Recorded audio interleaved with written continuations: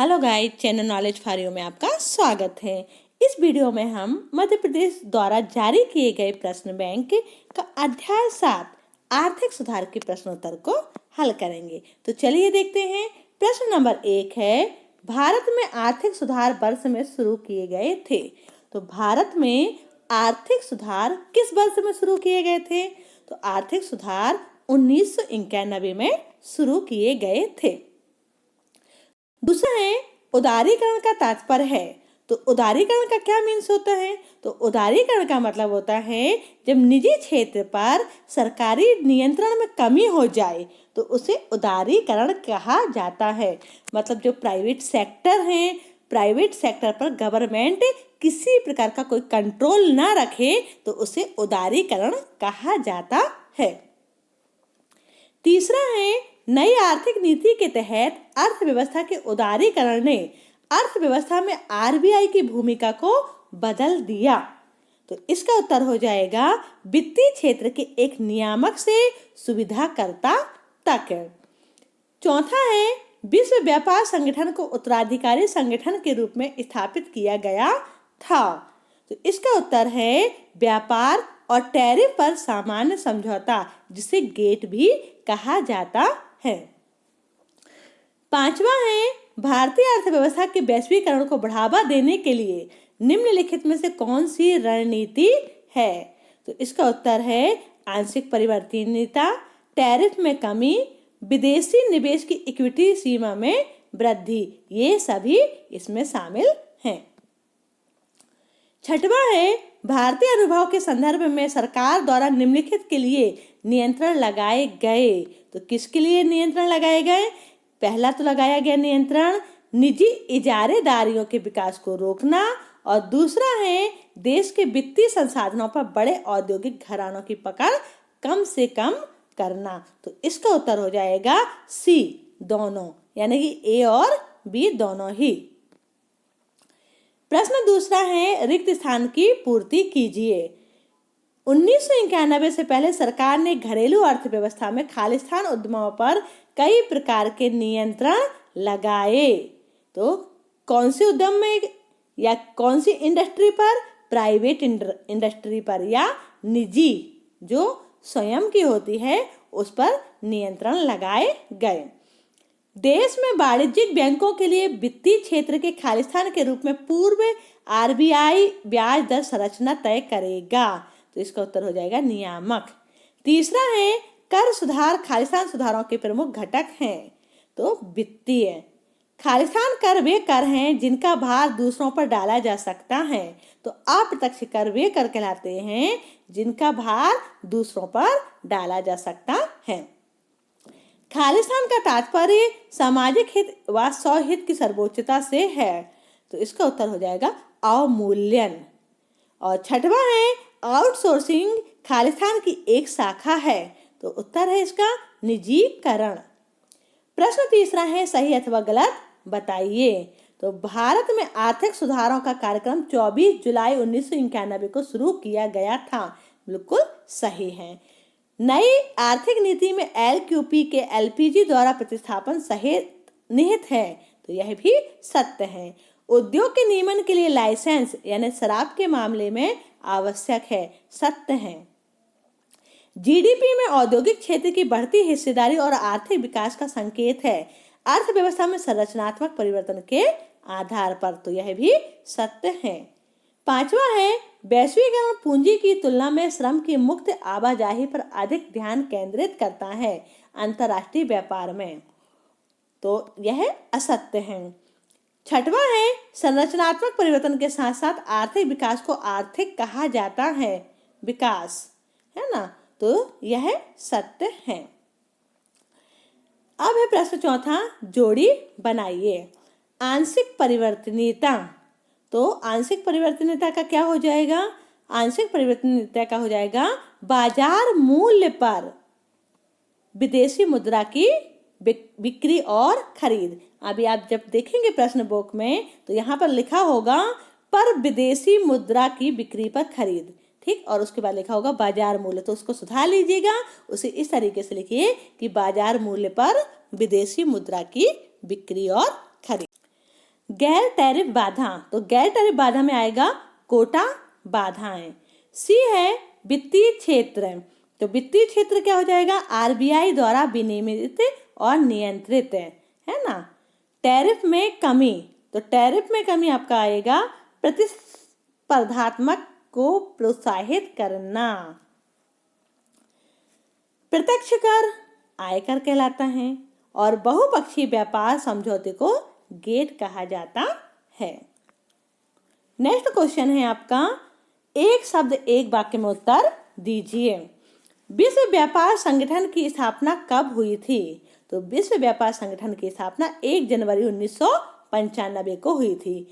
Gate का पूर्ण रूप लिखिए या पूरा नाम लिखिए, तो गेट का पूरा नाम है व्यापार और शुल्कों पर सामान्य समझौता। तीसरा है गेट की स्थापना कब हुई थी, तो गेट की स्थापना 1948 में हुई थी। अप्रत्यक्ष कर का एक उदाहरण दीजिए, तो अप्रत्यक्ष कर का उदाहरण है जीएसटी। अंतर्राष्ट्रीय वित्तीय संगठनों के 2 उदाहरण दीजिए, तो पहला है विश्व बैंक और दूसरा है IMF। छठवां है जीएसटी कब पेश किया गया था, तो जीएसटी 1 जुलाई 2017 को पेश किया गया था। प्रश्न पहला है भारत में सुधार क्यों शुरू किए गए, तो आर्थिक सुधार निम्न कारणों से प्रारंभ किए गए थे। पहला कारण है 1991 में भारत एक आर्थिक संकट का सामना कर रहा था। दूसरा कारण है विदेशी मुद्रा भंडार जिन्हें हम आयातों के भुगतान के लिए रखते हैं इतने कम हो गए कि वे केवल 3 सप्ताह के लिए पर्याप्त थे। तीसरा है खाड़ी युद्ध के कारण कीमतों के बढ़ने की दर दोहरे अंक में पहुंच गई जिसने संकट को और बढ़ा दिया और मुद्रास्फीति की दर 12% प्रतिवर्ष थी। चौथा कारण है घटिया प्रबंधन के कारण बहुत से सार्वजनिक क्षेत्र के उपक्रम घाटे में चल रहे थे और इस संकट का जवाब सरकार ने 1991 की नई आर्थिक नीति की उद्घोषणा करके दिया। प्रश्न दूसरा है आर्थिक विकास में उदारीकरण के योगदान की व्याख्या कीजिए, तो उदारीकरण के में क्या योगदान रहा, आर्थिक विकास में उदारीकरण का क्या योगदान रहा, तो ये उपलब्धियां हम देख लेते हैं।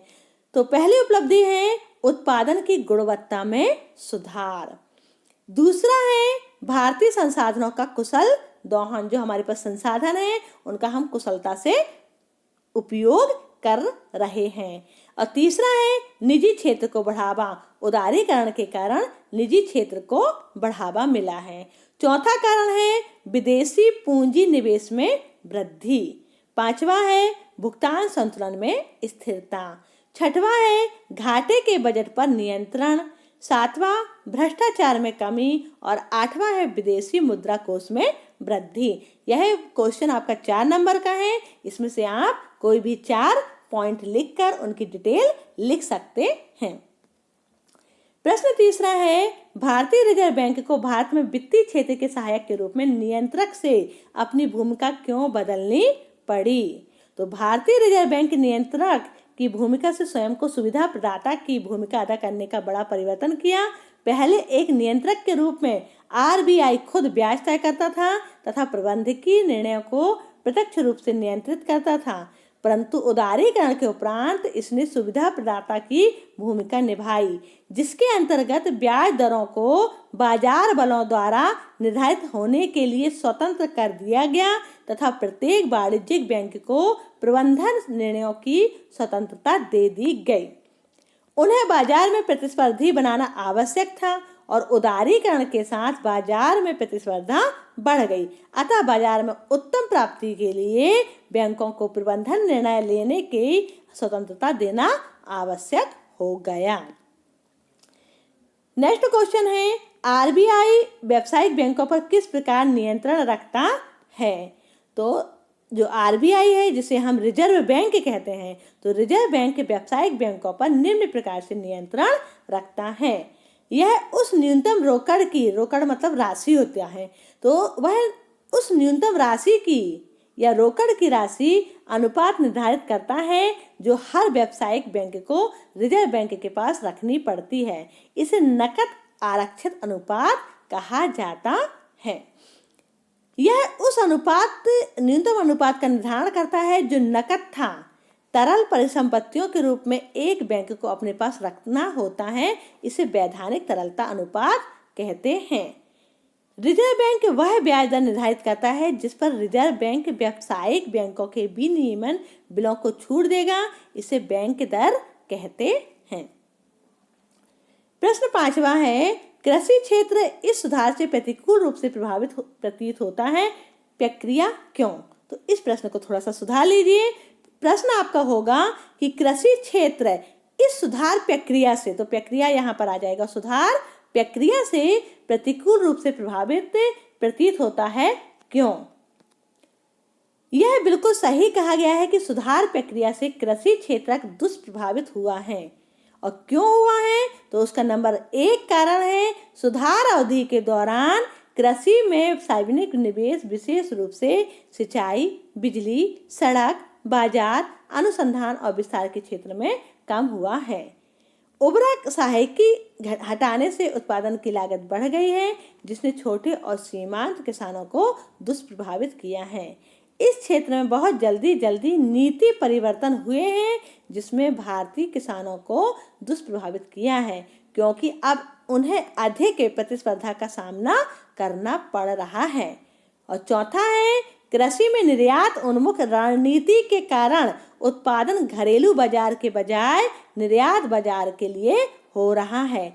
इससे खाद्यान्न फसलों के उत्पादन के बदले नकदी फसलों पर ध्यान केंद्रित करवाया। इससे खाद्यान्नों की कीमतों पर दबाव बढ़ गया। प्रश्न 6वां है, वैश्वीकरण की अवधारणा को स्पष्ट कीजिए।